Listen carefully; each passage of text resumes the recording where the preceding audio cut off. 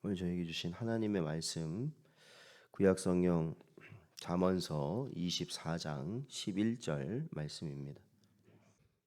다 찾으셨으면 저희 함께 봉독하겠습니다. 너는 사망으로 끌려가는 자를 건져주며 살육을 당하게 된 자를 구원하지 아니하려고 하지 말라. 아멘. 기도하겠습니다. 하나님 아버지, 지난밤에도 은혜 가운데 저희를 살피시고 이 시간 또한 하나님의 말씀으로 시작하며 주 앞에 나아갈 수 있는 은혜를 허락하여 주신 것 감사합니다. 저희들 언제나 연약하여 주를 향하지 못하는 우리의 심령과 저희의 육신을 불쌍히 여기시고 오직 성령 하나님께서 저희의 육신의 요구와 우리의 육신의 또한 연약함을 하나님께서 붙들어 주시어서 오직 하나님께 나아가며 부족함이 없는 저희 성도들 되게 하여 주옵소서. 오늘도 은혜 주시길 바라옵고 이 모든 말씀 예수님의 이름으로 기도하옵나이다. 아멘. 오늘은 사는 자가 아니라 살려내는 사람이 되십시오라는 제목으로 하나님 말씀 증거합니다. 오늘 본문 말씀을 보면 사망으로 끌려가는 자가 등장하고 그리고 살육을 당하게 된 자가 등장합니다. 이러한 자들은 악의적으로 그리스도를 대적하는 자들을 제외한 모든 사람, 즉 불의하게 압제당함으로써 위기에 처한 사람들뿐 아니라 잠깐의 실수와 영혼의 연약함으로 인해 사망으로 끌려가는 모든 사람을 가리키고 있는 말이다라고 볼 수 있습니다. 그렇다면 이러한 사람들을 구하려 할 때 성도는 어떠한 자세로 임해야 하는가?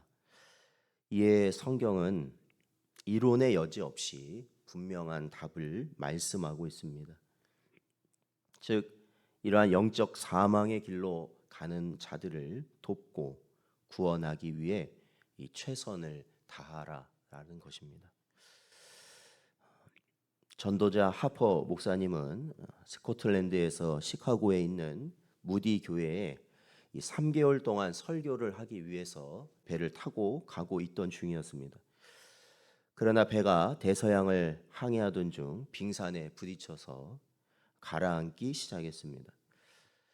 이 승객 중 얼마는 구명정을 탈 수 있었지만 턱없이 구명정이 모자라는 바람에 이 하퍼 목사님을 포함한 많은 사람들은 차가운 대서양 바다에 빠지게 되었습니다. 이 배가 바로 타이타닉호였습니다. 사람들은 필사적으로 물에 떠 있으려고 허우적거렸고 그 시간에 하퍼 목사님은 주위를 헤엄쳐 다니면서 그 떠 있으려는 사람들에게 마지막으로 물었습니다. 예수님을 아냐고요. 그때 하퍼 목사님은 부서진 나무 조각 하나에 간신히 매달려 있는 한 남자에게 다가갔습니다. 그리고 그에게 말했습니다. 예수님을 믿으라고 간절히 말했습니다. 하퍼 목사님은 모든 기운을 소진하고 얼음처럼 차가운 물속으로 가라앉기 바로 직전까지 그에게 예수 그리스도를 전했고 죽음 바로 직전에는 다음과 같은 성경 말씀을 남기고 물속에 가라앉았습니다. 사도행전 16장 31절 말씀 이르되 주 예수를 믿으라 그리하면 너와 내 집이 구원을 받으리라. 그 사고가 난 지 4년이 지나서 그 여객선에서 살아남은 사람들의 한 모임에서 하퍼 목사님에게 끝까지 전도를 받았던 그 나무에 매달려 있던 그 남자는 자기가 그날 밤 2번의 구원을 받았다고 간증을 했습니다.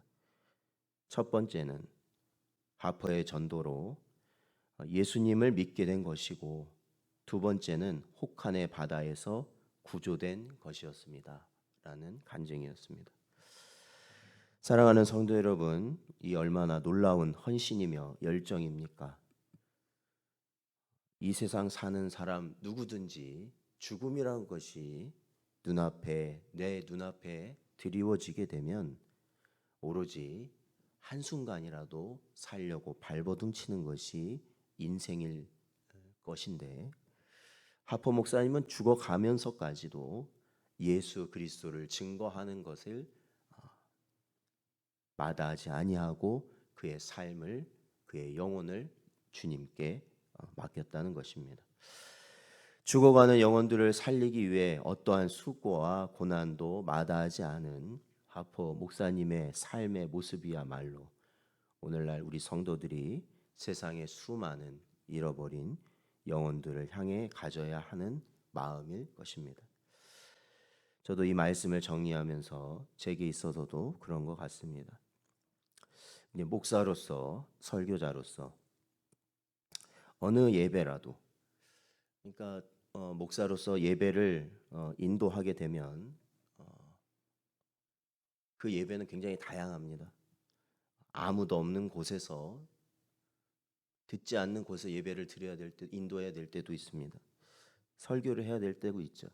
아니면 한 명이 앞에 있을 때도 있습니다. 그리고 적대하는 자들이 있을 때도 있습니다. 그러나 큰 회중이 있는 그러한 예배뿐만 아니라 아주 작은 무리가 요청하는 예배까지라도 포기할 수 없는 이유는 그 예배 시간이 바로 복음이 선포되는 시간이기 때문에 그렇습니다. 그 시간이 마지막일 수 있다라는 것이죠.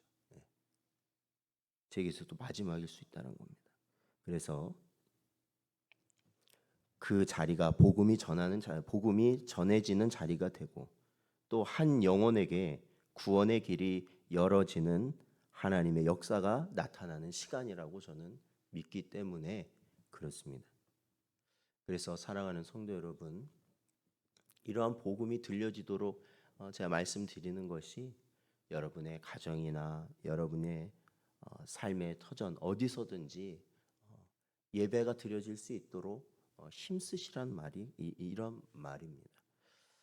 그러기에 사랑하는 성도 여러분, 안식일일지라도 구덩이에 빠진 양 한 마리를 건져내는 것이 당연한 것이라면 하나님의 형상으로 지음받은 수많은 영혼들이 영원한 멸망과 죽음의 길로 가고 있음을 볼 때 이를 구하기 위해 최선을 다해야 하는 것은 너무나도 당연한 것입니다. 예수 그리스도께서는 바로 이러한 정신으로 십자가를 지셨고 피와 물을 쏟으시고 결국엔 죽으셨다라는 것입니다. 우리가 예수 그리스도를 믿고 이 땅에서 사는 건 그렇죠. 궁극적으로는 영생을 얻는 길이기 때문에 삽니다. 그러나 이 땅에서 주님의 부르심을 받은 우리는 사실은 내가 살려고 사는 것이 아니라 다른 이를 살리려고 사는 자들이라는 것을 잊지 말아야 되는 것입니다. 그래서 저희가 예수 그리스도 안에서, 복음 안에서 한 영혼을 향한 뜨거운 열정과 긍휼과 사랑으로 영원한 사망을 향해 가는 영혼들을 돌볼 수 있는 여러분 되시길 바랍니다.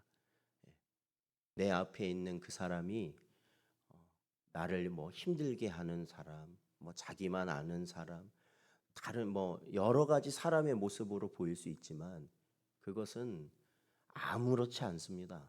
중요한 건 한 영혼이라는 것입니다. 특히나 예수님을 알지 못하는 사람이라면 그는 가장 지금 위험한 길을 가고 있는 사람, 불쌍한 영혼이라는 것입니다. 그러한 자를 향해서 우리는 그가 주의 복음으로 인하여 구원의 길을 갈 수 있도록 우리는 힘써서 복음을 전하는 그러한 인생들로 우리는 이 땅을 살아가야 하는 것입니다. 오늘도 저에게 주신 이 말씀을 마음에 잘 새기시고 언제나 우리에게 주신 이 복음 전도자의 사명을 또한 마음에 잘 기억하여 주셔서 언제나 그 길을 갈 수 있는 여러분 되시기를 주의 이름으로 축원드립니다.